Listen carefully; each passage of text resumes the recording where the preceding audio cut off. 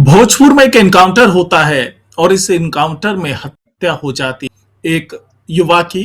वो युवा जो सामाजिक तौर पर बहुत एक्टिव रहा, सक्रिय रहा, अधिकारों की लड़ाई लड़ा, जो अधिकार से वंचित थे उनके लिए लड़ाई लड़ी।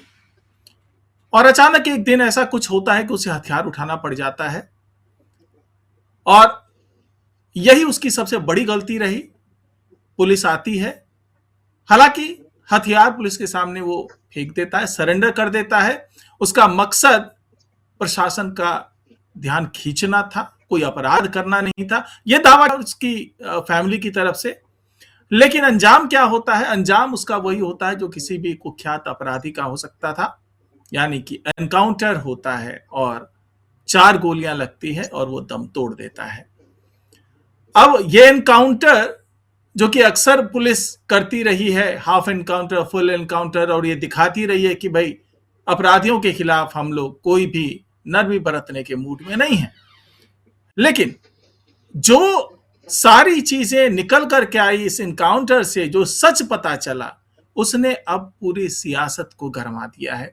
और सबसे बड़ी बात, ऐसे मामलों में विपक्ष हमलावर होता है सरकार पर, लेकिन इस बार सरकार के मंत्री अपनी ही सरकार को घेरने में जुट गए हैं।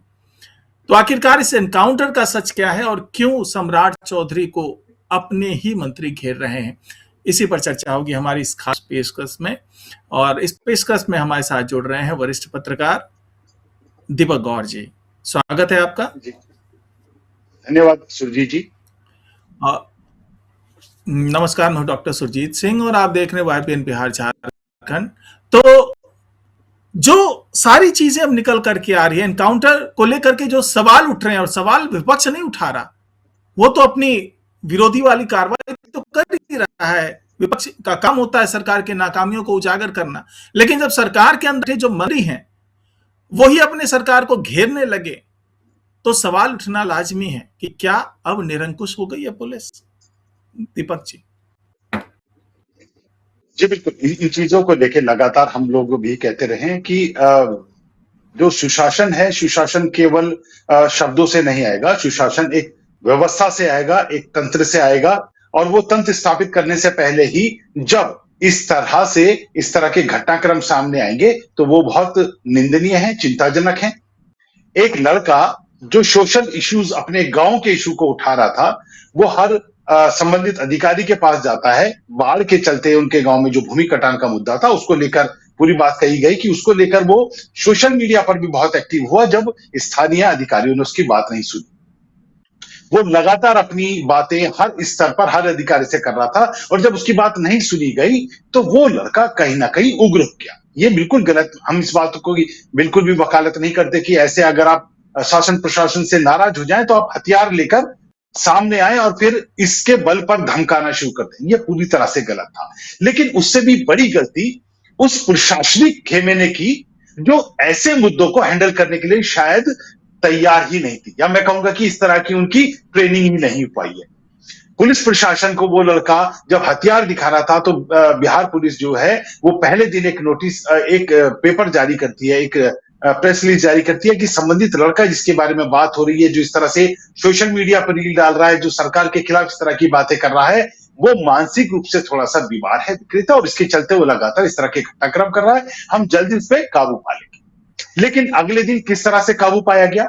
जब वो अपनी बातें पूरी पुलिस वाले जो सामने थे उनसे कह लेता है, अपनी पूरा मन का गुबार निकाल लेने के बाद, कह लेने के बाद, लगातार एक दिन में 5-5 फेसबुक लाइव कर लेने के बाद, जब उसे लगता है कि मेरी बातों को अब पहुंचा ही दिया जाएगा, मेरी बातें पहुंची गई हैं ऊपर तक, तो वो अपना जो भी उसका हथियार था वो पुलिस के सामने फेंक देता है, और इसका वीडियो पूरे मीडिया में वायरल हो रहा है, वो साफ दिख रहा है। उसके बाद, फेंकने के बाद, पुलिस का यह बयान आता है कि जो सुरक्षा बल थे, जो ATS थी या जो पुलिस थी, उसने आत्मरक्षा में जो गोलियां चलाई उसमें वो घायल हुआ है, और जो लड़का था, जो भरत भूषण तिवारी था, उसने भी पुलिस पे गोलियां चलाई। अब देखिए, बयान में बहुत सारा कॉन्ट्राडिक्ट है, बहुत सारी बातें हैं, और यही कारण है कि सत्ता पक्ष के नेता ही अब सम्राट चौधरी की इस पुलिसिंग कार्रवाई को लेकर मुखर होकर खड़े हो गए। पूर्व में डिप्टी CM रहे विजय कुमार सिन्हा खुद सरकार की इन गतिविधियों से सख्त नाराज है। वो कहते हैं कि ये गलत हुआ। हमारे शिक्षा मंत्री मिथिलेश तिवारी जो है वो लगातार ये कहते हैं कि भाई आपको पहले उस लड़के की पृष्ठभूमि तो चेक कर लेनी चाहिए थी, आपको देख लेना चाहिए था कि ये कोई संगठित अपराध से जुड़ा हुआ कोई गैंगस्टर है, कोई माफिया है, या ये सिस्टम का सताया कोई ऐसा मजबूर लड़का है जिसने एक गलत रास्ता अपनाया। लेकिन उसके गलत रास्ते अपनाने को क्या आप फुल एनकाउंटर कर देंगे? हालांकि मैं उनकी बात से यह भी सहमत नहीं हूं कि उसका करना ही था तो हाफ एनकाउंटर कर देते, लेकिन हाफ एनकाउंटर में भी कई बार क्या होता है, पुलिस जब भागने लगता है तो उसके पांव में गोली मारती है कि ताकि आगे के लिए वो भाग ना सके, ये ना कर सके। बहुत सारे इसके मतलब टिटबिट्स है, किसी और दिन इस मुद्दे पर और गहनता से चर्चा करेंगे। लेकिन अभी बात यह है कि मिथिलेश जो शिक्षा मंत्री है वो भी इस तरह का ज्ञान दे रहे कि अगर करना ही था तो हाफ एनकाउंटर कर देते, मार क्यों दिया?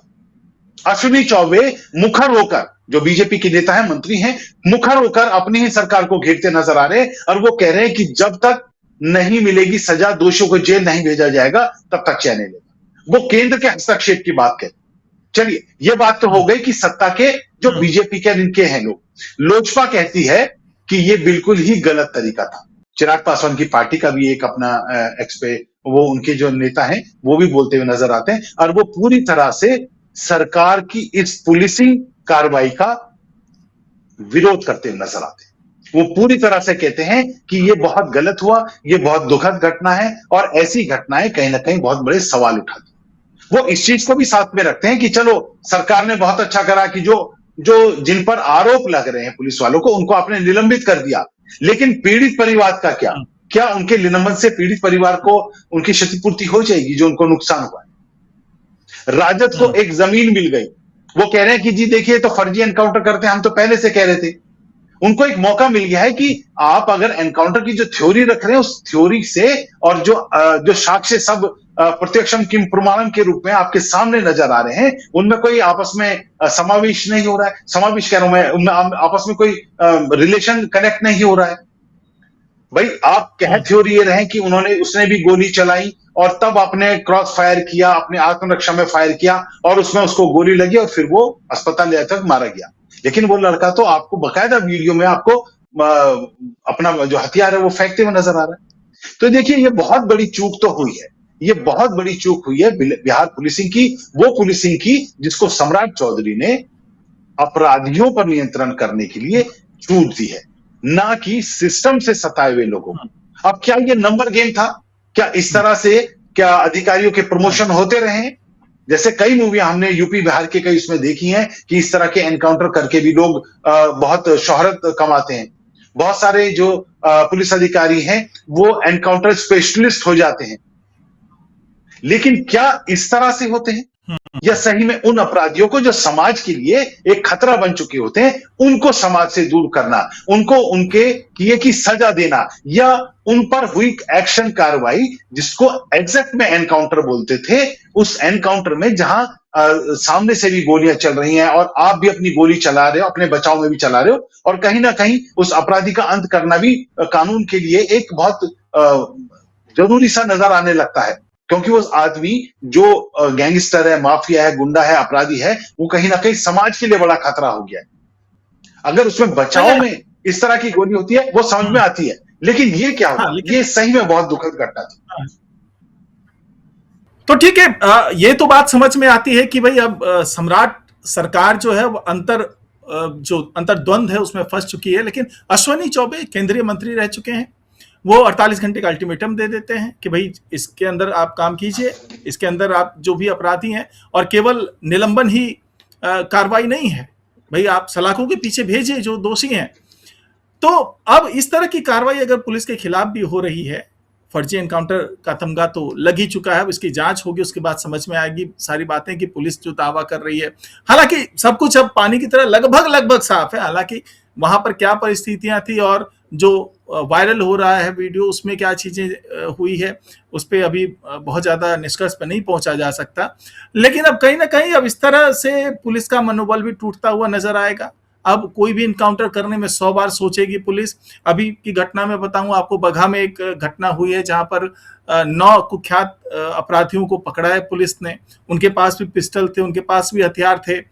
अगर ये भोजपुर वाला कांड ना हुआ होता तो हो सकता था कि वहां भी एनकाउंटर हो जाता। तो क्या ये जो भोजपुर का एनकाउंटर है ये सीख होगा पुलिस कर्मियों के लिए कि भाई जहां जरूरत ना हो, जब तक बहुत ज्यादा जरूरी ना हो, वहां आप एनकाउंटर जैसी चीजें ना करें, हाफ एनकाउंटर ना करें, बल्कि कोशिश करें कि पहले अपराधियों को पकड़ लें और अगर उधर से गोली चलती है तब आप जवाबी कार्रवाई कीजिए। तो भोजपुर एनकाउंटर क्या पुलिस के लिए एक सीख साबित होगी आने वाले दिनों में? देखिए सुजीत जी, अपनी रिपोर्टिंग जब हमारा शुरुआती दौर था, जब रिपोर्टिंग में जाते थे, तो एक बार हमने एक अधिकारी से पूछा कि साहब कि ये एनकाउंटर असल में कितने परसेंट होते हैं 100 में से? तो वो हम्म। हंस गए थे और उन्होंने बोला कि अगर आंकड़े सुनोगे तो आप भी चौंक जाओ। तो असल में हम्म। एनकाउंटर होते कैसे हैं? एनकाउंटर बहुत हम्म। ही यदा कदा उसमें ऐसी स्थितियां आती हैं, या पुलिस प्रशासन भी बहुत ज्यादा अपने सिपाहियों, अपनी उसकी सुरक्षा का ध्यान रखते हैं। और ऐसा नहीं होता है कि हर बार एनकाउंटर क्रॉस फायरिंग होता है, उसको लेके एक पूरा एल्गोरिथम है, वो जिसको किसी और दिन समझेंगे। लेकिन उनका जो कहना था वो ये कहना था कि कई बार होता क्या है कि आप किसी एक आदमी को जब पकड़ लेते हैं, उसकी आगे की चीजों को खत्म करने के लिए, ताकि वो हाफ एनकाउंटर वाली चीजें, जो पांव में गोली मारने वाली चीजें आई, हमने वो भी वीडियो सोशल मीडिया पे बहुत वायरल देखे हैं कि जब अधिकारियों से बोला गया कि आप अपनी जो पिस्टल है, अपना जो हथियार है, जो सरकारी हथियार है, उसको एक बार डिटैच कीजिए, पूरा खोल दीजिए, असेंबल कीजिए और एक बार फायर करके देखिए। तो वो खोल नहीं पाए, वो पूरे उस हथियार को बांध नहीं पाए और उससे फायर तक नहीं कर पाए। ये कई वीडियो सोशल मीडिया पे वायरल है। कितने मौके मिलते हैं, हजारों पुलिसकर्मी ऐसे होंगे जिन्होंने अपने पूरे शासनकाल में एक फायर तक नहीं किया होगा। और अगर हमारी जो बात है, अगर ये बिहार पुलिस के या अन्य जो पुलिस के कर्मचारी हैं, अगर वो सुन रहे होंगे तो वो इस बात को आत्मसात करेंगे। अपने पूरे करियर में वो पिस्टल केवल लगा के तो रखते हैं, पर शायद ही कभी चलाने का मौका मिलता हो। अगर मिल भी गया तो हवाई फायर करने का मौका मिलता होगा किसी बदमाश के सामने। क्रॉस काउंटर में ऐसा मानना बहुत ज्यादा कदा होता है। लेकिन एक टीम होती है, एक अलग टीम होती है, जैसे आपने बोला वहां एटीएस की भी टीम थी। कुछ ऐसे फोर्स, अलग फोर्स होते हैं जो इस तरह की चीजों को हैंडल करते हैं।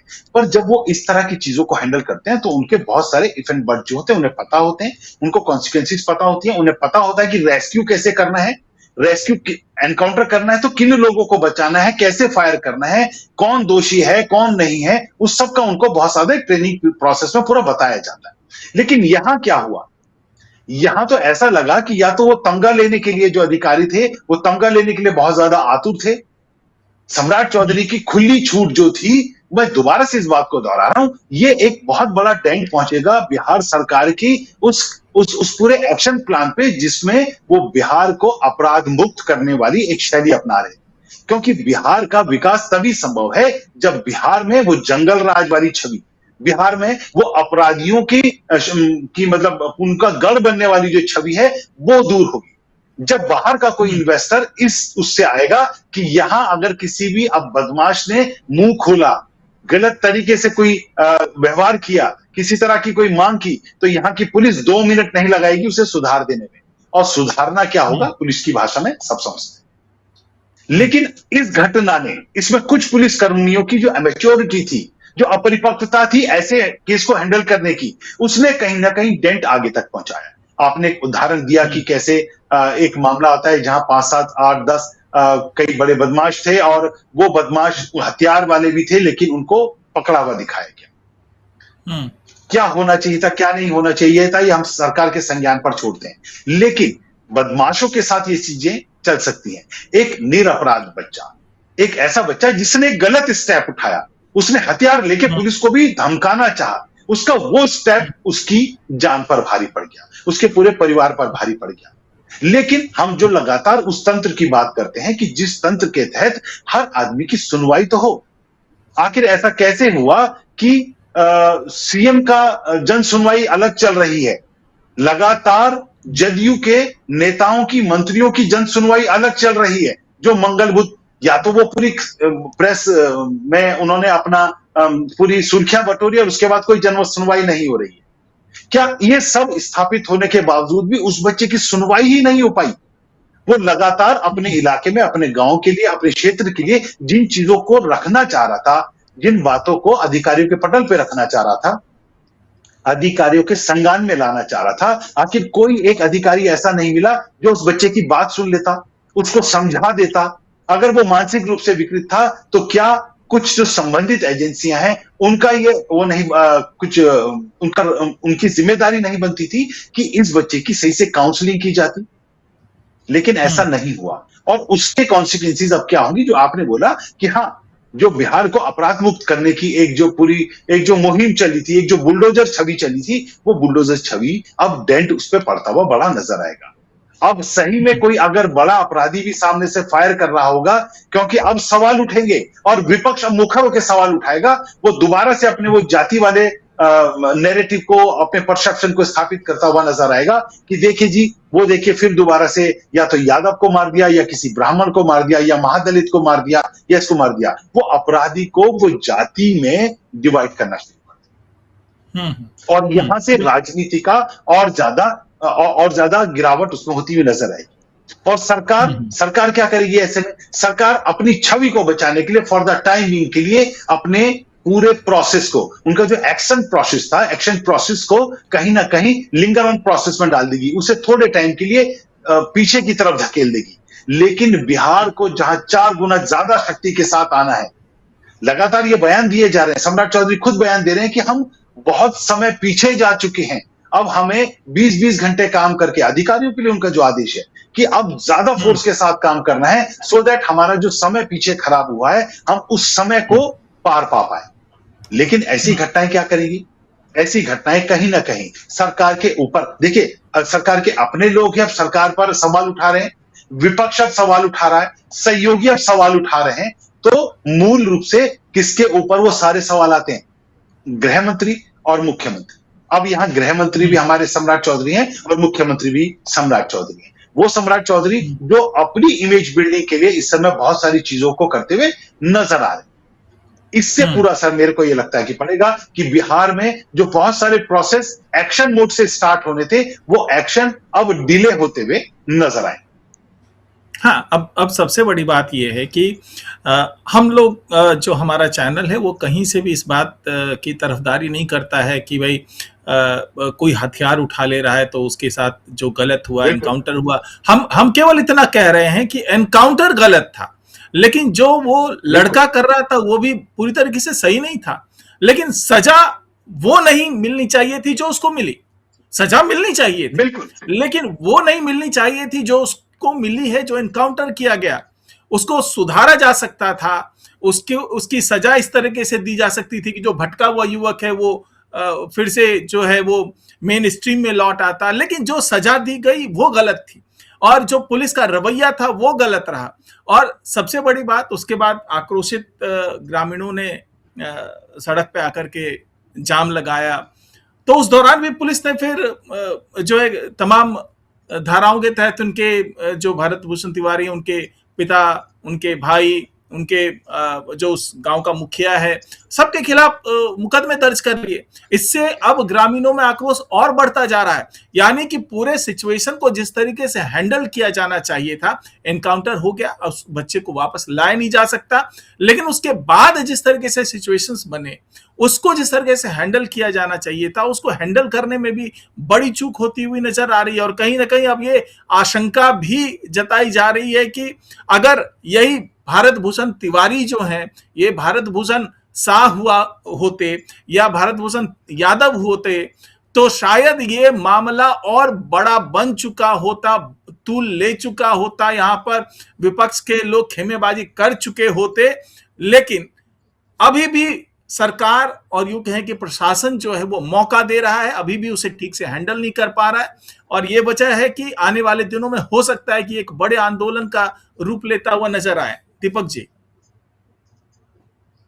जी बिल्कुल, देखिए, पहले तो सत्ता पक्ष ही इतना मुखर हो गया है इस मुद्दे को लेके कि इस पे आने वाले दिनों में सम्राट चौधरी को कोई ना कोई बड़ा एक्शन लेना पड़ेगा।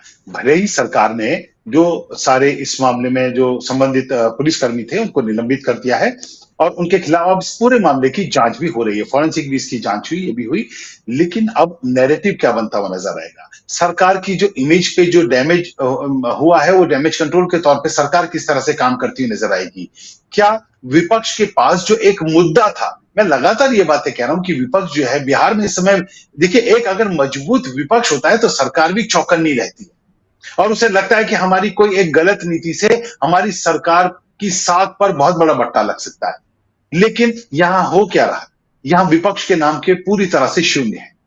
विपक्ष के नाम से केवल एक बयान जारी हो जाता है कि जी ये जो घटना है, हम तो पहले से कह रहे हैं कि जो सम्राट चौधरी की जो सरकार है, या जो भाजपा की सरकार है, या जो एनडीए की सरकार है, वो लगातार गलत तरीके से एनकाउंटर कर रही है और ये जाति विशेष के लोगों को ज्यादा मारती हुई नजर आ रही है। जो भी उनका से होगा वो उस तरह से बात करते हैं, केवल बातों तक सीमित नजर आ रही है।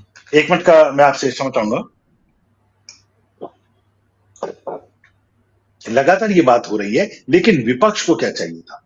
विपक्ष को इसे मुद्दा बनाने से कुछ हासिल नहीं होगा, लेकिन सम्राट चौधरी को खुद ये चाहिए था कि उनकी सरकार ने जो गलती करी है वो उस पर पूरी तरह से खेद व्यक्त करते और कहते कि हमारे अधिकारियों ने ये चूक करी, पूरे मामले को समझने में चूक हुई, और हमारी जो एक जो व्यवस्था है, वो व्यवस्था के तहत जो पुलिसिंग की व्यवस्था है, उसमें इस तरह की ट्रेनिंग को हम आगे और बढ़ाएंगे। सरकार की तरफ से एक विनम्रपूर्ण उनकी गलती पर एक भाव आना चाहिए था कि उस लड़के ने गलत करा, ठीक है, लेकिन हमारी तरफ से जो एक्शन हुआ वो भी सही नहीं हुआ, और हम आगे से इस चीज को सुनिश्चित करेंगे कि ऐसे घटनाक्रमों में ऐसे बच्चों के लिए एक ऐसा स्क्वाड तैयार हो जो ऐसे बच्चों की उनको मतलब टैकल करे, उनको हैंडल करे, और ऐसे मामले को केवल संवाद के तहत ही खत्म किया जा सकता था, जिस पर इतना बड़ा एक्शन हुआ और अब जो बवाल होता हुआ नजर आ रहा है।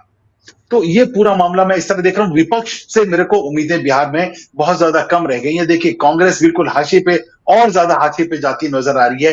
वो अभी अपनी समीक्षा बैठकों से ऊपर नहीं उठ पा रही है। मुद्दों पर बात करना तो दूर है, आप लगातार पीछे इतने जो मुद्दे हुए हैं, उन मुद्दों पर आप देखिए कांग्रेस के किसी बड़े प्रवक्ता का किसी का कुछ कहना या किसी तरह का उनका से नजर आए, कुछ है ही नहीं। राजद जो है, राजद अपने घर की अंदरूनी कलह में इतनी ज्यादा फंस गई है कि वो उससे बाहर निकलने को तैयार नहीं। उनके साथ खड़े हुए लोग नजर नहीं आ रहे हैं। राजद अपने मकान को लेके, राबड़ी देवी के मकान को लेकर है, अपनी लालू और राबड़ी की सिक्योरिटी को लेकर है, वो मकान के 15 दिन की जो मियाद दोबारा से बढ़ी है उसको लेकर ही, उस पर ही मुखर आ रहे हैं। लेकिन एक मुद्दा मिलता है, सरकार को बताइए कि अगर आप गलत करेंगे तो हम बहुत प्रचंड तरीके से आपकी गलत नीतियों का विरोध करने के लिए हम सदन में भी आएंगे, सड़क पर भी आएंगे, और आपको ये बात स्वीकार करनी होगी कि आपके पुलिस अधिकारियों से गलती हुई। लेकिन इस तरह का माहौल, जब विपक्ष इतने शून्य पर पहुंच जाएगा तो सरकारें भी अधिकतर देखा गया कई बार निरंकुश होती हुई नजर आती हैं। वो अपनी नीतियों को फिर जस्टिफाई करती हुई नजर आती हैं। तो ये पूरा मामला जो है उसमें एक बिहार पुलिस की एक बड़ी चूक सामने आई है, और हालांकि निलंबन किया गया है, लेकिन अब आगे क्या कार्रवाई होती है, किस तरह से इस पूरे मामले को सेटल किया जाता है, क्या सरकार बयान देती है, खुद गृह मंत्री सम्राट चौधरी इस पर क्या कहते हैं। अश्विनी चौबे तो बकायदा केंद्रीय गृह मंत्री से मांग कर रहे हैं कि इसमें जो दोषी हैं उनको भी जेल भेजा जाए।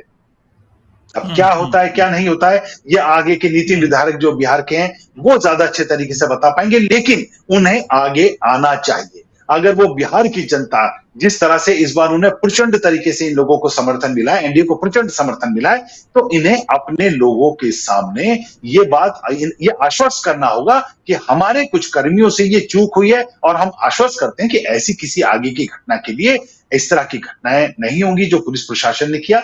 और हालांकि उनको निलंबन करने के साथ ही पुलिस ये बात मान चुकी है कि उनके अधिकारियों से ये गलत कार्रवाई हुई है। आगे बड़प्पन, इस चीज में बड़प्पन ये नहीं, झुकना कभी बड़प्पन नहीं होता है। जितने लदे हुए पेड़ होते हैं वो हमेशा झुके हुए होते हैं। और सरकार अगर खुद से आकर ये बोलेगी कि मेरे लोगों ने ये गलती की है, मेरे पुलिसकर्मियों ने ये गलती करी है, गृह मंत्री खुद आकर अगर ये बोलते हैं, और इसके लिए हम आगे एक व्यवस्था बनाएंगे, और जो भी पूरा एक प्रोटोकॉल जो अपना तय करें वो आगे के लिए, कि उनकी ट्रेनिंग का एक ऐसा सेशन रखेंगे कि ऐसे मामलों को हैंडल कैसे किया जाना चाहिए था, जो भी सरकार को करना है वो आगे आकर कहें तो सही। शून्य हो जाना, केवल खारिज कर देना, ये शायद अब नहीं चलेगा। और अगर ऐसा चला तो भले ही विपक्ष अब कुछ ना बोले, लेकिन आज के जमाने में सोशल मीडिया जैसी एक विपक्ष खड़ी हो गई जो आपके मुद्दे को एक परसेप्शन से एक नैरेटिव बनाने में बहुत ज्यादा देर नहीं लगाई। तो मेरा कहना है कि सरकारों को बहुत सजग होना पड़ेगा, और ऐसे मुद्दों को लेकर कहीं ना कहीं अपनी गलतियां हो, अपनी खामियां हो, तो उसे लेकर भी उसे स्वीकार करना कोई बहुत बड़ी खामी नहीं।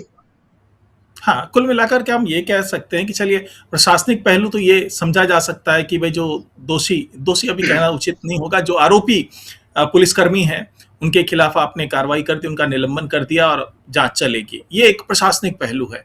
लेकिन मानवीय पहलू ये कहता है कि ठीक है, जिस परिवार का बच्चा गया है, कम से कम जाकर के वहां पे मानवीयता दिखानी चाहिए थी और उनको आश्वासन देना चाहिए था कि न्याय होगा और जो भी गलत हुआ आपके परिवार के साथ में उस पर न्याय होगा। हालांकि आपका बच्चा जो था वो सही डायरेक्शन में नहीं जा रहा था, इसकी भी जवाबदेही उसके परिवार पर तो होती ही है।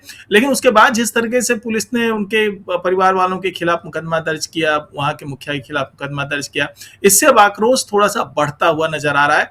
तो अब सरकार को भी इस पूरे मामले को बहुत अच्छे तरीके से हैंडल करना पड़ेगा, नहीं तो ये मामला बिगड़ते समय नहीं लगेगा। ये इस तरह के मामले होते हैं जिसमें लोगों की संवेदनाएं जुड़ी होती है और कुछ परिवार वहां ऐसे हैं जो कहते हैं, सुने गए कि भाई भरत भूषण तिवारी तो हमारे लिए भगवान की तरह था, हमारे लिए उसने बहुत कुछ किया है। तो उन लोगों की संवेदनाएं, उन लोगों की भावनाएं जो है वो आहत हुई हैं। तो उसको किस तरीके से सरकार टेकल करेगी, ये भी आने वाले दिनों में देखना होगा। तो फिलहाल आज की पेशकश में इतना ही। हमारे साथ जुड़ने के लिए दीपक जी बहुत बहुत धन्यवाद। नमस्कार। धन्यवाद सुजीत जी।